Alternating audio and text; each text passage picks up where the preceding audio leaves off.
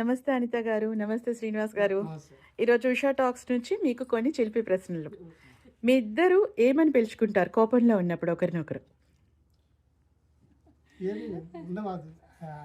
అనిత నేను అమ్మ అమ్మ అంట. అమ్మ అంటాను. కోపంగా ఉన్నప్పుడు అమ్మ అంట. మంచిగా ఉండదు. ఇద్దరిలో ఎక్కువ ఎవరు సారీ చెప్తారు? ఎక్కువ నేనే చెప్తుంటాను. ఓకే. ఎటైనా ఫంక్షన్‌కి వెళ్తే ఎక్కువ ఎవరు కంప్లెయింట్స్ చేస్తూ ఉంటారు? కంప్లీట్ మాత్రం ఏం లేదన్న, బ్రహ్మాండంగా ఉంటాం, హ్యాపీ. ఓకే. వండిన వంటకి ఎక్కువ ఎవరు వంకలు పెడుతూ ఉంటారు?